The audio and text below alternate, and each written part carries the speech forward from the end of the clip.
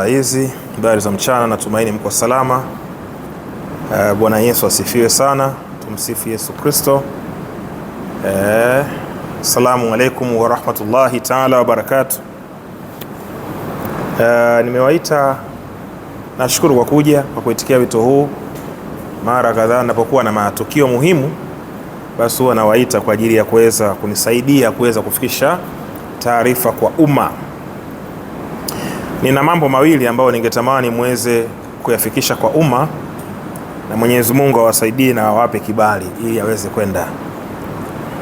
Jambo la kwanza, huu ni mwaka mpya 2026. Tunamshukuru Mwenyezi Mungu kwa kutupa afya na uzima, sisi sote pamoja na taifa letu kwa ujumla. Habari ya kwanza ambayo ninayo kwa watu wote ambao ni wakazi wa jiji la Dar es Salaam, lakini wale ambao wako pia mikoani, tarehe 31 mwezi huu wa kwanza, Mama IPM atakuwa na ibada kubwa ya wanawake, mabinti, wamama, mabinti na wanawake wote kwa ujumla.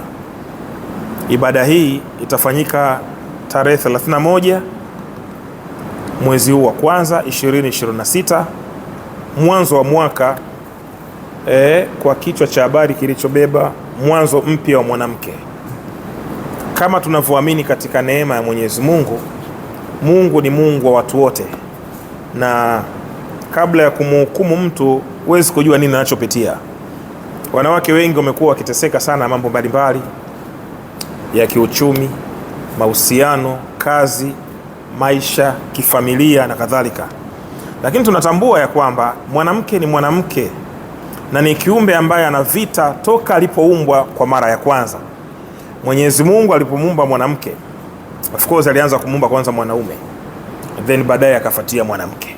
Lakini toka mwanamke alipoumbwa, misukosuko yake ilianza toka kwenye bustani ya Eden. Lawama alitupiwa yeye wa kwanza. So ziko lawama nyingi sana ambazo mwanamke anatupiwa katika maisha yetu leo. Kwa hiyo Mama IPM ameamua kuandaa kongamano hili ambalo linafanyika tarehe 31 mwezi huu wa kwanza 2026. Eneo ni hapa hapa kwenye ukumbi wetu wa Embassy of God Foundation. Popote pale mwanamke ulipo, na kukaribisha katika kongamano hili ambalo ni muhimu sana kwa ajili ya maisha yako. Tutakuombea, utafunguliwa, utafundishwa namna ya kuishi, namna unavyopaswa kuishi hapa duniani. Wengine mnategemewa, wengine ni single mother, wengine mpo ndani ya ndoa, wengine hamna kabisa ndoa. Utafundishwa namna ya kuweza kuishi katika maisha haya tulionayo sasa hivi. Lengo uweze kuwa mwanamke ambaye unajisimamia na kujitambua katika maisha yako. Mama IPM amejiandaa vya kutosha. Hivi ninavyozungumza, anaendelea kujiandaa kuhakikisha kwamba kile ambacho kimeandaliwa basi kinaweza kufikia we mwanamke popote pale. Usichukulie kawaida. Unapoona watumishi wa Mungu wanakuita kwa ukubwa namna hii, basi unapaswa na wewe kulibeba hili jambo kwa ukubwa. Ukishuka pale Mbuyuni ya Tegeta, maana kuna Mbuyuni nyingi, Mbuyuni ya Tegeta. Ukishuka pale Mbuyuni, waambie na kwenda kwa IPM, kwa sababu ndio jina maarufu pale, unafahamu. Of course huduma yetu inaitwa Embassy of God Foundation, lakini kwa sababu ya umaarufu wa pale stendi, ukisema IPM inakuwa ni rahisi wewe kuweza kufikishwa kanisani. Kwa hiyo nakualika, patakuwa na chakula pia mchana. Nashukuru Mama IPM kwa kufanya hii neema. Sisi wanaume kwenye kikao cha wanaume tunakuwa watu wanakunywa maji ya kunywa tu ngumu, lakini Mama IPM wameandalia chakula kizuri kabisa. Mtakula na hapata kuwa na kiingilio, ni bure kabisa. Njoo ujifunze, njoo upate kitu ambacho kitakuondoa katika sehemu moja kwenda sehemu nyingine. Maandiko yanasema kila mmoja na neema yake. Mimi IPM unaweza kusema wewe ndio mbeba maono, lakini hata Mama IPM pia ni mbeba maono kwa upande mwingine. Kwa hiyo yeye ana neema yake na mimi na neema yangu. Kwa hiyo kwa wewe mwanamke, na kukaribisha sana, usikose katika kongamano hili la wanawake na mabinti ambalo mtumishi huyu wa Mungu ameliandaa. Nisiwe na maneno mengi sana. Karibu. Hakuna ubaguzi wa dini, wa rangi wala kabila. Watu wote ni wa Mungu na wote mnakaribishwa. Mungu awabariki sana. ninalo ni tukio langu la tarehe 30, tarehe 28 kuelekea tarehe 30 mwezi wa 4, huwa tuna tukio la Pasaka. Kwa hiyo huwa tuna ibada ya kuchinja. Sisi tunaamini kwenye kuchinja kama ambavyo Mwenyezi Mungu amezungumza kwenye vitabu vyote wal Qur'anil Hakim, lakini amezungumza pia katika Biblia kwamba manabii wote wa kale walifanya hivyo. Of course na mimi pia nimeanza kufanya hivyo, japo imekuwa ni changamoto, ni vita kutokana na uelewa jambo jipya, lakini ni jipya kwetu sisi wanadamu, lakini sio jipya kwenye vitabu. Siamini IPM kusoma makaratasi alafu nikabakia nayo kichwani. Naamini katika matendo, na ndio maana watu wamekaa katika ibada, wamekaa katika imani kwa miaka mingi, maisha yao hayabadiliki, wako vile vile. Mungu hakuleta dini wanufaike wanaongoza hizo dini. Mungu alileta dini ili walioko ndani ya dini pia wanufaike. Sio vizuri au haisaundi sana au mimi sipendi sana mimi kufanikiwa alafu nao waongoza wanalia njaa, hawana hela ya kula, hawana hela hawezi kujenga, hawezi kuwa na maisha yao. Huwa na msemo wangu nasema, usinichoreshe. Ukiwa mfuasi wangu usinichoreshe. Mimi nataka kuishi maisha mazuri, nataka kukaa nyumba nzuri, nataka kuendesha magari makali, yani nataka kuishi dunia, kwa sababu hivi vitu vyote ni vya Mwenyezi Mungu. Kwa hiyo kama mimi nitavihitaji, natamani na wanaoniongoza pia waweze kuvipata kama jinsi ambavyo mimi nimevipata. Sura ya mchungaji ndio sura ya anaowaongoza. Kwa hiyo sitegemei mchungaji kufanikiwa alafu anaowaongoza wako masikini, hata hela kula hakuna. Kwa kulitambua hili sasa, lazima tufuate kanuni ya kuchinja.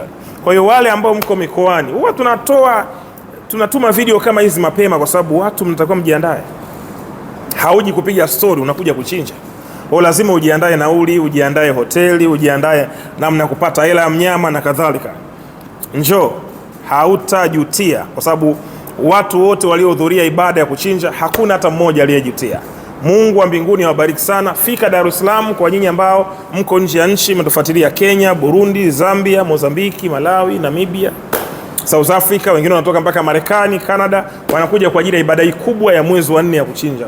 Kwa jiandae kwenye tarehe 28, 27 wewe umeshafika Dar es Salaam, tunaonana alafu tunaandaa wanyama, tunafanya hii kazi, na Mungu wa mbinguni awabariki sana. Kama mnavyojua ndugu waandishi wa habari, huwa sina maneno mengi sana. Hayo niliyozungumza yananitosha na nimefikisha ujumbe kwa jamii. Kama kuna swali lolote, karibuni. Mimi siamini kwenye utumwa, naamini katika maendeleo ya pamoja.